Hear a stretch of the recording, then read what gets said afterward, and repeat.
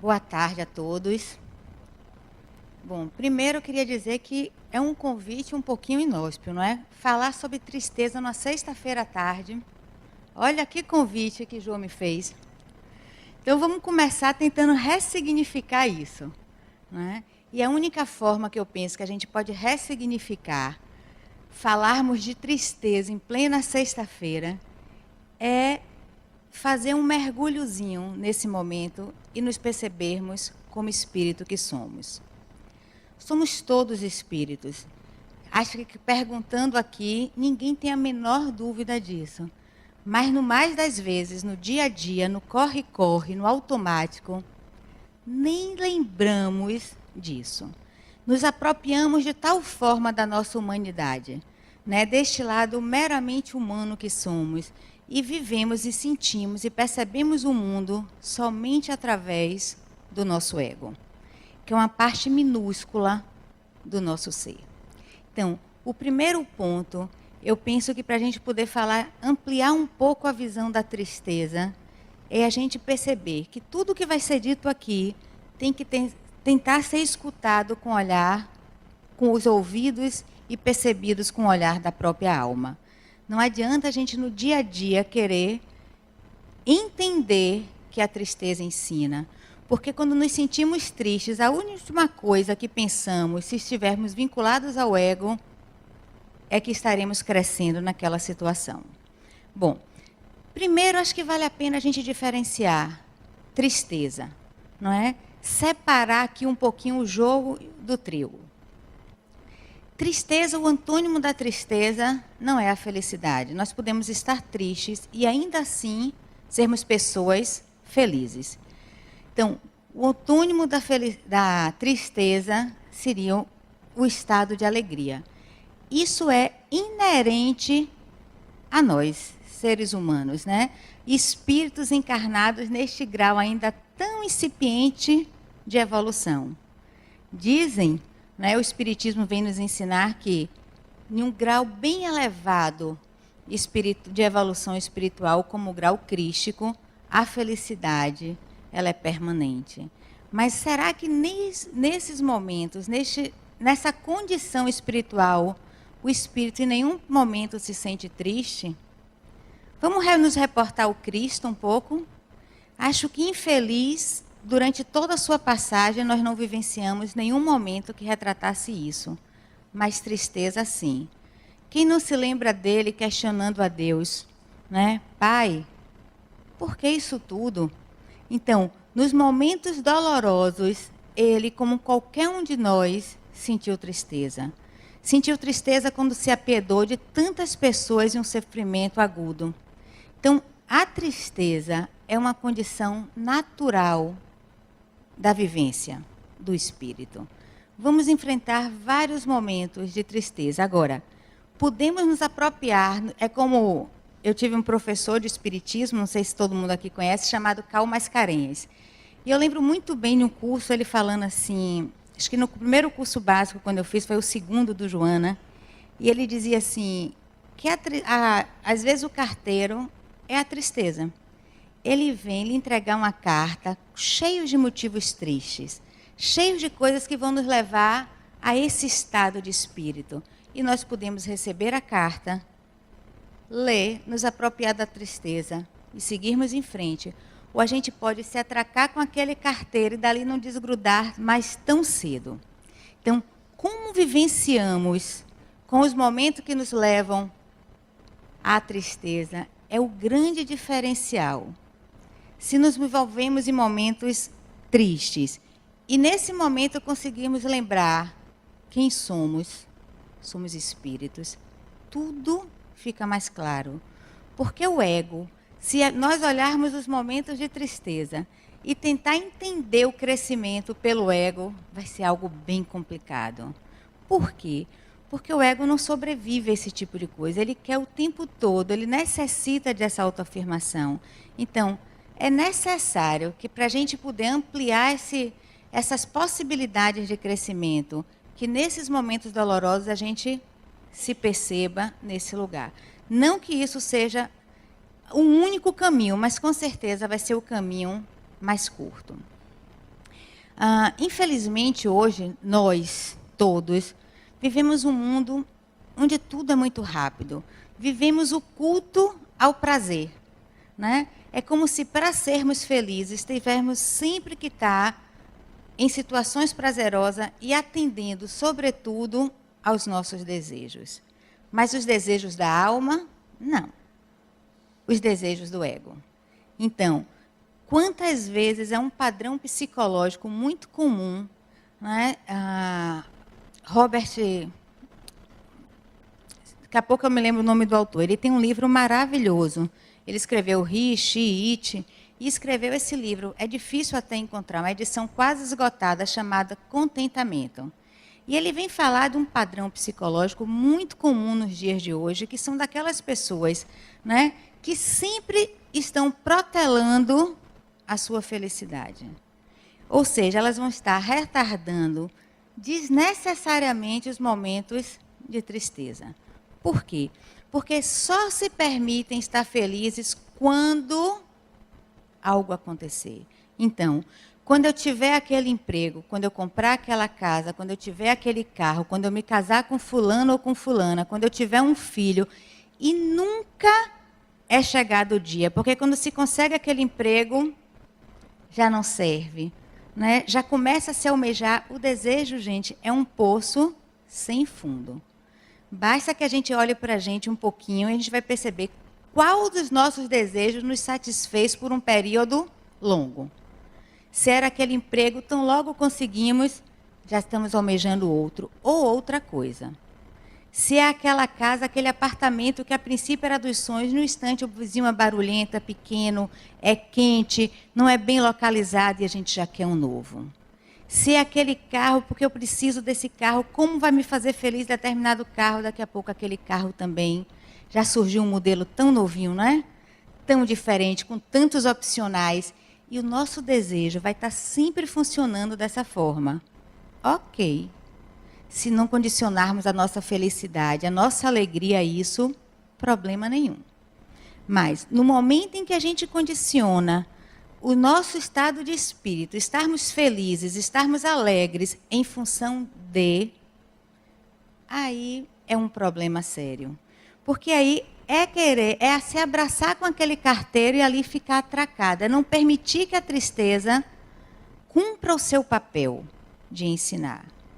No nosso mundo, creio eu, isso é um pensamento próprio, em qualquer mundo, momentos tristes acontecem, não é? Dissabores ocorrem. Eu fico imaginando que quanto maior a percepção do espírito, maior será a capacidade desse espírito de relativizar as situações. Mas é impossível que nós hoje daqui não passemos, ao decorrer das nossas vidas, por vários e vários e vários momentos que nos impõem a tristeza. A gente vive num mundo findo, finito, perecível, temporário. Nossos corpos envelhecem, adoecem e morrem. Isso acontece, infelizmente, com os corpos dos nossos entes queridos. Então, esse processo é um processo que muitas das vezes vai significar perder um ente querido, por mais que se diga que o espiritismo matou a morte, é um momento de profunda tristeza. Eu me lembro uma vez um palestrante espírita, presidente de uma casa, e ele contando que assim, logo quando ele começou no movimento, assim, completamente apaixonado pelo espiritismo, né, tem até um livro que chama O Espiritismo Matou a Morte. E ele foi contar, ele disse que ia fazer uma palestra sobre a morte, e ele começou a pensar na palestra inteira sobre esse tema, o espiritismo matou a morte, o espiritismo matou a morte. Então, ele pensou em chegar para aquela plateia e dizer o quê? Qual é o problema de você ver um ente querido desencarnar? Todos vão desencarnar, está voltando para uma vida verdadeira. E aí começou todo aquele processo de preparação da palestra nesse viés. E ele conta, né, ele é um médium de desdobramento, que na véspera da palestra, ele saiu, foi dormir, se percebeu fora do corpo com 2 espíritos, dizendo: vamos para um determinado lugar. E chegou num lugar muito bonito, uma região muito bonita, com muito verde, umas pedras. E o Espírito falou para ele, ó, senta que a gente tem algo para lhe contar. E ele, tranquilamente, achando que havia mais alguma inspiração sobre a palestra, o que não deixou de ser. E o Espírito disse a ele, olha, a gente tem que lhe dar uma notícia, você desencarnou. Você foi dormir no meio do sono, você desencarnou, você teve um mal súbito e morreu. E ele disse que naquele momento ele entrou em profundo desespero. E ele começou a pensar todos os projetos que ele tinha para vivenciar.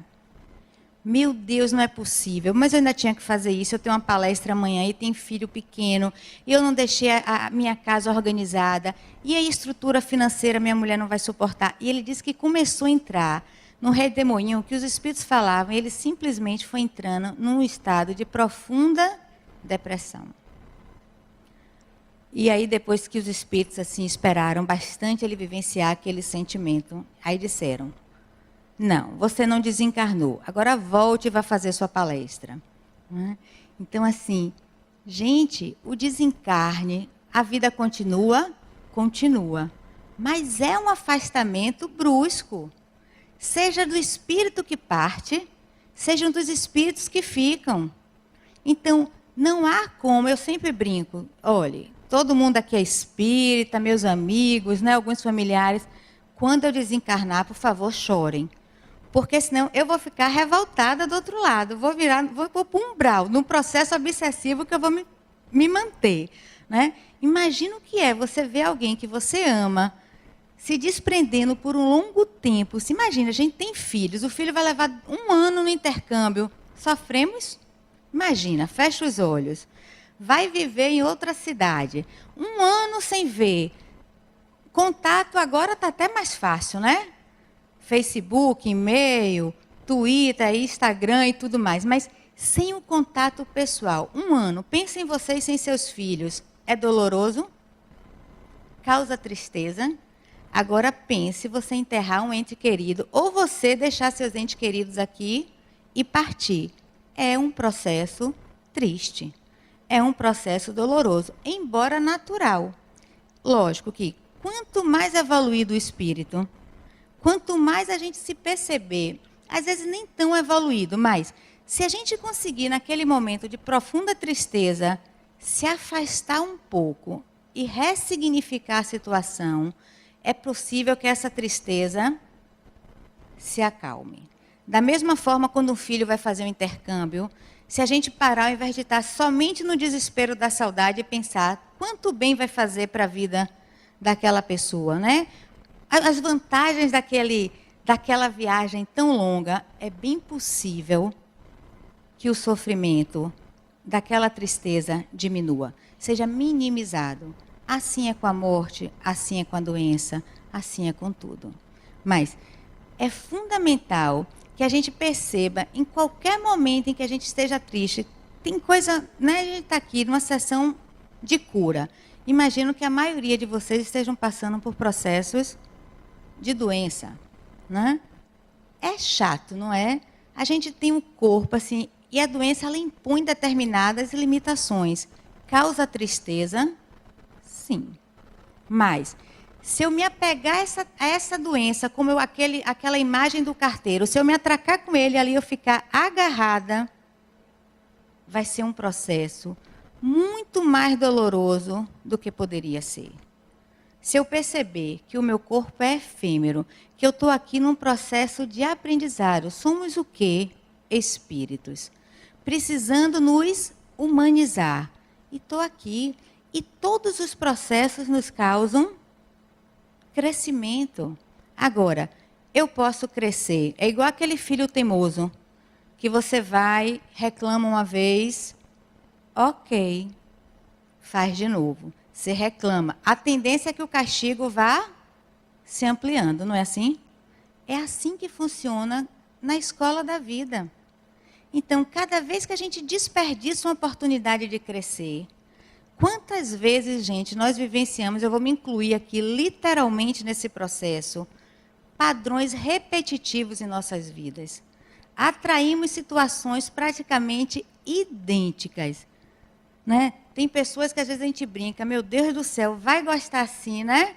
Em outro lugar, porque assim, só atrai para se relacionar pessoas, entre aspas, que não prestam. Conhecem alguém assim?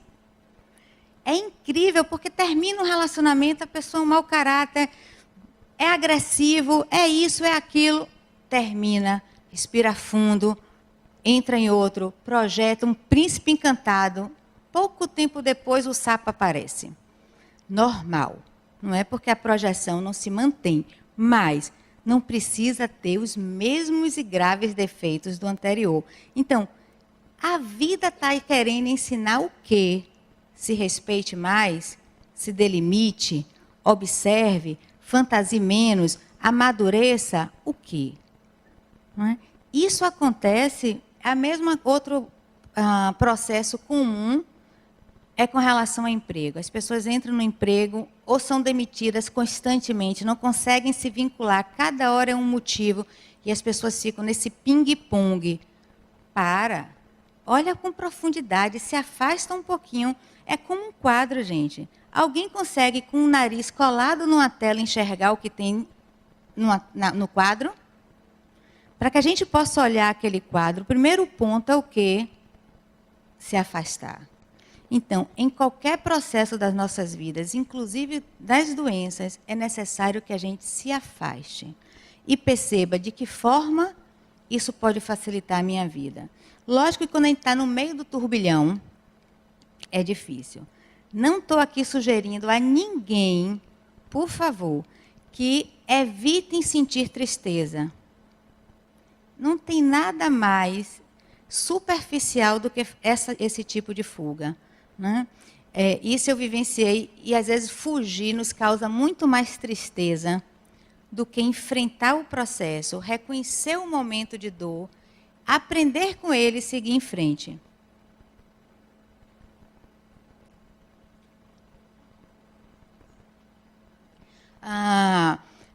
Com certeza, acho que o momento mais triste que eu passei em toda a minha vida foi aos 19 anos ver minha mãe desencarnar. Pessoa nova, completamente sadia, e de repente se descobriu um tumor e em pouco tempo ela veio a falecer. Foi um momento extremamente doloroso, mas um dos momentos que eu acho que mudou completamente a minha forma de ver o mundo. Então, aquela tristeza me ensinou muito. E interessante que não me ensinou mais, porque com 19 anos a minha opção primeira foi fugir da dor. Então, automaticamente, tão logo eu consegui, eu me desapeguei daquele sentimento. Eu colocava qualquer coisa na cabeça para não entrar no luto. E às vezes entrar no luto é fundamental para se absorver aquela situação, todo o crescimento que ela pode lhe trazer. E é interessante, não é? Porque assim, tem um mito que chama Hécate, né? Que é uma deusa das encruzilhadas. E ela conta isso da mitologia grega, é bem interessante, que todas as vezes que a gente está numa encruzilhada, e quando a gente está numa encruzilhada, nós estamos tristes, porque as encruzilhadas da vida nos impõem tristeza, não é assim? Cada vez que a gente está na encruzilhada, ela diz, fique o tempo que for necessário, para você realmente poder seguir adiante. Entenda, o tempo que for necessário não é eternizar o momento, é o necessário. E se você quiser sair antes, você pode, mas em pouco tempo você vai voltar para a mesma encruzilhada. E isso nós fazemos o tempo inteiro. Esse é um mito interessantíssimo, como nós repetimos esse padrão arquetípico. Então, eu fugi. Para que aquele luto, meu Deus? E eu era pegadíssima à minha mãe, era um sentimento assim muito forte. E levei, depois que passou aquela fase da fuga, comecei a vivenciar um processo de culpa absurdo, porque não tinha sofrido o suficiente. Porque não tinha me permitido ficar com ela em São Paulo, onde ela estava para cuidar. Porque não estava lá quando ela desencarnou. Não estava, mas não estava lá no processo que ela saiu da cirurgia, muito doente, quando ela me chamou que eu não estava, porque eu não aguentei ficar, voltei para Salvador. E aquilo me trouxe uma culpa terrível. Lá se vou eu fazer terapia para trabalhar esta culpa, porque algo que nos impõe uma tristeza permanente são as culpas. Né? E aí fui fazer essa terapia, depois de muito tempo de terapia, já estava no meio desse processo, recebi uma mensagem dela, né, no Centro Joana de Ângeles, me dizendo que eu não me sentisse culpada. Porque para ela, como espírito, teria sido muito mais difícil se eu tivesse ficado ao lado dela, pelo vínculo emocional que a gente tinha. Resolveu? Não. Continuei culpada. Então, só depois de muito me apropriar dessa questão, só depois de me perceber, de me afastar do problema e me perceber ali como espírito, eu pude aceitar e acolher as minhas fragilidades. Perceber que naquele momento, por mais que eu quisesse, eu não tinha forças para estar. E não pude estar por uma deficiência minha, uma pequenez, uma limitação espiritual que é inerente a mim e que eu não posso querer mais do que me cabe o meu quinhão. Então, somente nesse processo, quando eu comecei a perceber dessa forma, foi que eu consegui sair, dissolver esse nódulo da culpa. Né? Então, a vida hoje, gente, ela nos impõe o tempo inteiro realizarmos desejos. É assim, a publicidade é algoz. Eu advogo para agências de publicidade. Se tiver algum publicitário aqui, me perdoe. Mas, olha, é mexer, é fervilhar os nossos desejos o tempo inteiro. Isso desde as crianças, coitadas. São bombardeadas. Já assistiram algum canal infantil? Os intervalos só brinquedos faraônicos. Tome desejo, tome desejo. E o desejo, quando chega, não é assim. Ai, que bom que se eu tivesse. Não é, eu preciso. Quantas vezes a gente já disse que precisava de tanta coisa boba, não é? E as pessoas vivem presas nesse desejo. E quando conseguem, alcançam um determinado prazer. Como eu já falei, isso é efêmero e logo depois a gente vai querer um novo objeto. Mas o prazer é outro ponto interessantíssimo para a gente contrastar com estar triste. Porque, a princípio, é o oposto de estar triste, é sentir prazer. Mas veja que o prazer é algo que necessita de equilíbrio. Nada contra momentos prazerosos na vida. São tão bons, não é? Mas, imagine, ouvir uma música que se gosta é prazeroso? Muito, não é?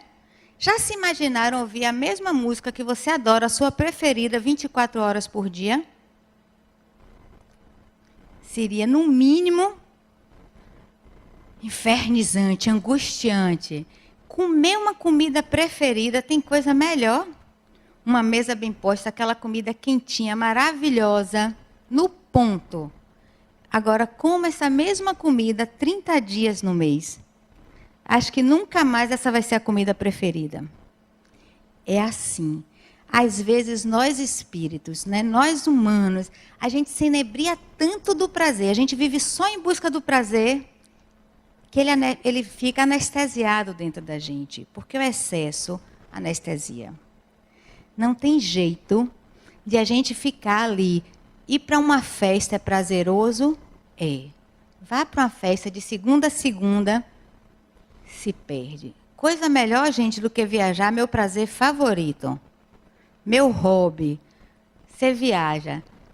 Já experimentei viajar 20 dias. Chega no final, você está louco querendo voltar para sua casa. Então, tudo é a medida. É o ponto de equilíbrio. Então, estar triste é inerente.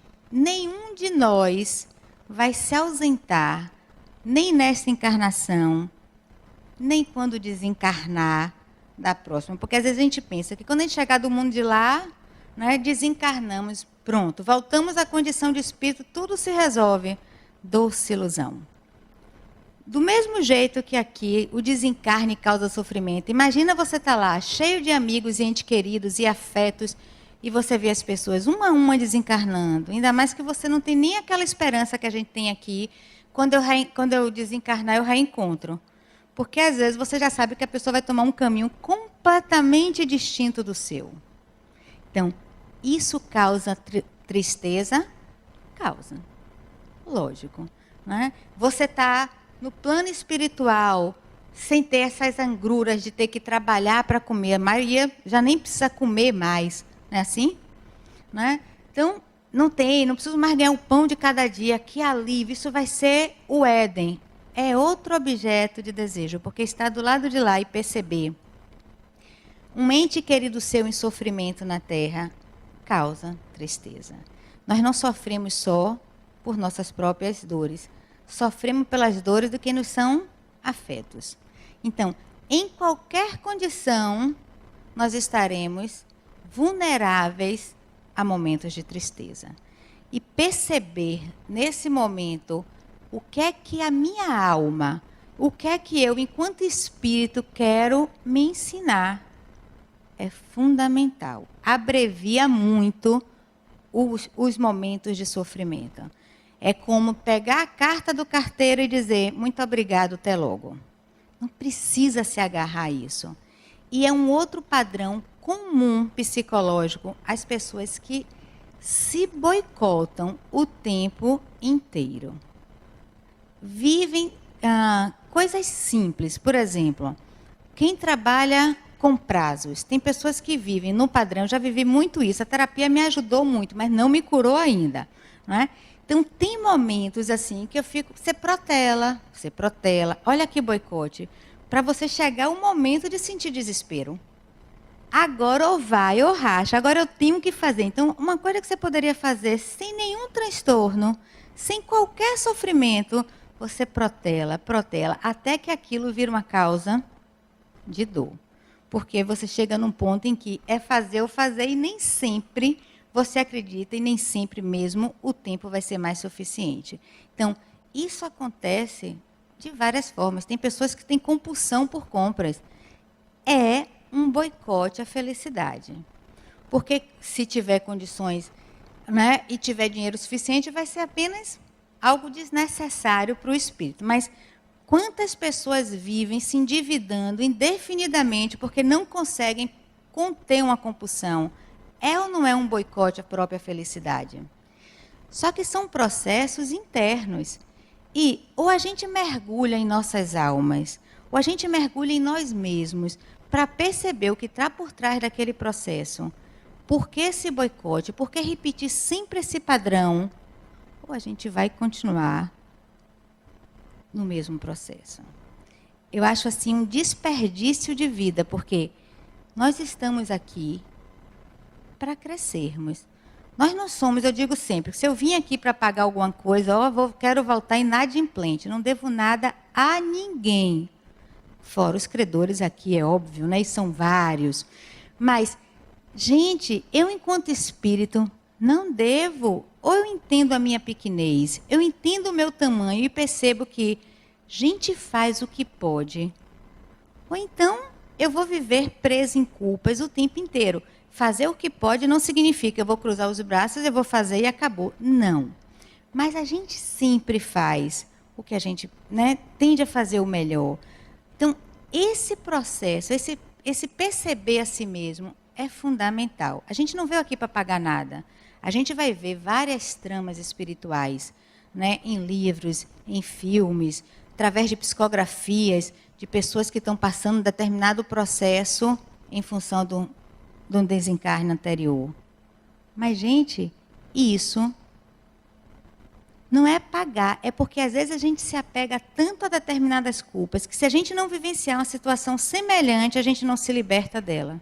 Então, muitas vezes os espíritos vão buscar exatamente esse tipo de situação para nos libertarmos das culpas do passado. Nós viemos aqui meramente para aprender. Somos espíritos, viemos nos humanizar. Humanizar no contato com o outro, no convívio. Não é? É dessa forma que se cresce. Ao meu ver, nada adianta ir morar num mosteiro isolado no meio do deserto. Vou meditar. Até li recentemente na Veja uma entrevista interessantíssima com um monge budista, que tem um título do homem mais feliz do mundo. Título bom de se ter, não é? Ele fez uma ressonância, ele levou muitos anos meditando, ele era um empresário, da tecnologia, e ele resolveu que ele ia abandonar aquilo tudo e se dedicou à vida do monastério. E assim ele aprendeu a meditar e durante muito tempo, e depois convidaram ele para fazer uma experiência de uma ressonância magnética, porque hoje a ciência sabe exatamente qual é a área do cérebro que é ativada quando estamos felizes. E tem uma escala, e nessa escala vamos dizer que muito feliz vai até 3, ele chegava a 4,5. Né? Então, ele é considerado o homem mais feliz do mundo, entre aspas. Obviamente que nem todos os homens foram testados, haverão outros que chegaram a 5. Né? Quem sabe ele não está aqui entre nós. Então, e ele vai depois falar sobre isso, ele escreve um livro, inclusive, sobre isso, e ele fala exatamente desse equilíbrio e do poder da meditação. Né? Porque o que é a meditação? É a gente afastar todos os sentimentos e pensamentos que nos trazem tristeza desnecessária. É como ele diz, você pode estar triste e ser feliz, porque não tem quem perca um ente querido e não esteja triste naquele momento. Mas se perceber o que está por trás de toda essa teia, se conseguir esse afastamento e perceber-nos como espírito, o processo vai ser muito menos doloroso. Pode me impor tristeza, mas não infelicidade. Só que nós vivemos num mundo hoje tão louco com relação a essa imposição midiática, inclusive, de sermos felizes, que ninguém quer suportar mais nenhuma tristeza. O primeiro sintoma de tristeza, principalmente das crianças, é depressão. Não é assim? Tome terapia, tome remédio, porque as pessoas não suportam momentos naturais, inerentes à vida, que é a tristeza. A depressão é uma tristeza patológica. Existem realmente pessoas com déficits, inclusive de ligações de neurônios, de substâncias como serotonina e tantas outras, que realmente, como qualquer doença, precisa de amparo. Precisa de ser medicado, precisa de um acolhimento nesse sentido. Mas, gente, estar triste não é estar deprimido. Estar triste é inerente em várias situações da vida, vão nos causar tristezas. Agora, vamos encarar, vamos enfrentar. Estou falando isso para vocês e para mim, viu? Porque tem momentos que a tristeza pega, que a gente tem vontade de pegar aquele carteiro e falar, me dá seu colo, não é assim? E ficar ali vivenciando, nos nutrindo de estarmos tristes. Primeiro porque o lado carente de cada um de nós, quando estamos tristes, normalmente começa a acolher várias pessoas no entorno. Então, às vezes estar triste nos causa determinado tipo de prazer. Mas isso não é o ensinamento da tristeza. A tristeza é, se eu estou triste, se eu cair nessa encruzilhada, eu preciso sair. Eu não posso ficar menos nem mais. Eu posso, mas não devo. Estar menos nem mais do que o tempo necessário. Então, e este tempo, quem vai dizer, somos nós mesmos. Como? Escutando nossa alma, ouvindo nosso coração. É o que o monge vem falar. Meditem. O que é a meditação? Do que simplesmente um controle dos pensamentos invasivos. A gente diz que não somos nós que pensamos, é o pensamento que nos pensa. Não é? Porque assim, quem aqui tem um controle total dos seus pensamentos? Quantas vezes a gente está aqui querendo pensar em algo, chega no centro espírita, vai assistir uma palestra, e aí vamos propor, vamos ler um livrozinho, uma oração, uma mensagem, né, reconfortante, e a pessoa está pensando, ai, mas aquele infeliz que fez isso, ai, porque aquela infeliz não sei de onde, ai, meu Deus, e minha roupa que não mandei buscar, e não comprei aquilo ali. E os pensamentos vão ocupando a nossa mente. Por mais que a gente queira prestar atenção aqui, elevar, quantas vezes não conseguimos, porque o pensamento literalmente nos toma. E só a prática mesmo, meditativa, faz com que a gente consiga contornar. Tem várias técnicas. Não é? E assim, e somente com essa mente silenciada, para a gente poder ouvir a nós mesmos. Porque os pensamentos, eles vêm numa torrente tão intensa que nos cega. A gente fica ali o tempo inteiro. Acorda no meio da noite para conseguir dormir. Tem gente que é um problema, porque os pensamentos não param. Se tiver com alguma preocupação, então, já foi. Então, são práticas que eu acho que, assim, para quem quer se perceber cada vez mais enquanto espíritos, precisam desenvolver o tempo todo. Não sou nenhum especialista em meditação, mas, assim, tem horas que, quando o ego está agoniado, tomou qualquer rasteira da vida, a primeira coisa que eu tento fazer é: vou sair dessa energia. Nem sempre eu consigo, é verdade. Mas eu tento. Algumas vezes dá certo. E é uma escola, não é? Estou longe de estar graduada. Então, como imagino a maioria de vocês. Então, gente, perceber os momentos tristes é fundamental. Aprender com eles é incrível. Porque é uma escola poderosíssima. É algo, eu digo assim, que nada me ensinou mais do que perder minha mãe com 19. Quantas coisas eu aprendi, né? Me senti completamente desamparada naquela idade, mas perdi tantos medos que eu vejo que as pessoas têm, porque a sensação que se impregnou em minha alma é: viva hoje, porque amanhã pode não ter mais nada do que você espera. Aquela pessoa que você faz hoje tudo, amanhã pode não estar ali. Pode ser eu que não esteja. Então, eu passei, em muitos aspectos, a valorizar esse presente. Por isso, porque quando eu pensava que nunca imaginei, e sempre imaginei que minha mãe fosse cuidar dos meus filhos, imagine, já via como avó, olha que projeção, né? Saía completamente do meu presente para imaginá-la no futuro. E como a gente gosta de viver neste futuro, ou no passado. Né? Viver no passado, principalmente preso aos momentos tristes, é estar agarrado com aquele carteiro. Viveu. Tem uma música de Martinho da Vila que chama Filosofia de Vida, que é linda. Diz assim: deixo a vida me rumar, não vou cantar porque realmente vocês vão sair correndo daqui. Este dom não está no meu quinhão, infelizmente, porque eu adoraria, eu ia ser uma cantora muito da metida, mas não veio para mim este quinhão. Então, ele diz algo assim: eu deixo a vida me rumar, para onde eu quero ir. Né? Esse é um ponto fundamental. Lembra muito a carta do tarô. Não sei se vocês conhecem, Jung estudou muito o tarô. Porque, assim, a carta do carro do tarô é um homem, tem várias, tem da charrete e tal, mas eu gosto muito dessa imagem. Um homem em pé, sendo que uma perna num cavalo preto e a outra perna em um cavalo branco. E ele está com as duas rédeas na mão. E o grande ensinamento daquela carta é: você tem que perceber qual cavalo você não pode dominar. E esse você solta a rédea. Se concentre apenas em segurar a rédea do que você consegue. Por quê? Tem fatos, gente, que são alheios à nossa vontade. E não adianta, tem pessoas que levam a vida inteira querendo mudar um destino que já se impôs. Querendo mudar uma circunstância que já se concretizou. É como uma pessoa que nasce com a deficiência física e vai viver o resto da vida insatisfeita, infeliz, angustiada, porque não consegue superar aquilo.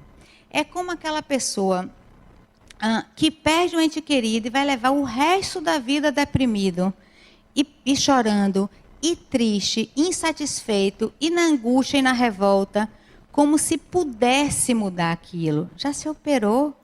Esse é o lado da vida que a gente não tem controle.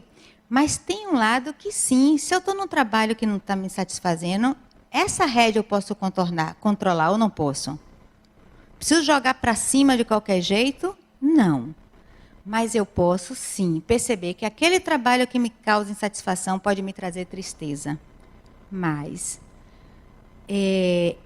eu posso refazer minha vida, reorganizar, assumir a rédea da situação e mudar. Um casamento que me traz completamente infeliz, essa rédea está na minha mão, eu vou poder mudar o outro. Que mal muda a gente mesmo, né? A gente faz um esforço danado. Falo, gente do céu, a gente faz um esforço gigante para mudar a gente mesmo, assim, consegue um pontinho aqui, a gente leva a vida querendo mudar o outro. Né? Então, algo que nos traz profunda infelicidade está nas nossas mãos? Tá. Então, saber separar o cavalo preto do branco, o cavalo que porque eu não tenho o menor controle sobre ele, e já que eu não tenho, não adianta eu ficar tentando, gastando minha energia para mudar o imutável. É aceitar. Tem situações na vida que a gente tem que aceitar. Isso é deixar o carteiro embora. Tem situações na vida que não, que eu posso agarrar, como Martinho da Vila diz, deixa a vida me arrumar para onde eu quero ir. Então, é se apropriar da rédea da situação e evitar tristezas desnecessárias. Isso é um processo incrível. Nessa mesma música tem um outro ponto que ele diz assim, uma outra parte que eu acho linda também, que ele diz assim, não vivo dores do passado e nem sou chegada à nostalgia. É alguma coisa parecida, viu, gente? Mas a ideia é essa, porque as palavras fugiram. Então, assim, tem pessoas que estão presas ao passado, ou nos momentos de dor, ressignificando, porque eu fiz arrependido e não consegue, como eu levei tanto tempo lá, com a culpa do processo da morte de minha mãe. E tem outras que vivem o tempo todo, mas quando eu tinha minha mãe eu era tão feliz, quando eu era casada com fulano eu era tão feliz e não sabia, quando meus filhos eram pequenos eu era tão feliz e não sabia, e fica preso naqueles momentos nostálgicos e esquece de viver o momento mais raro que cada um de nós pode viver, que é o presente. Então, eu desejo a todos vocês que aprendam com os momentos de tristezas que é inerente à nossa alma, ao nosso estágio, à nossa condição de espíritos. Mas percebam também que não é só a tristeza que ensina, eu não preciso sofrer o tempo inteiro para aprender. Se aprende pela dor, mas também se aprende pelo amor. Muita paz.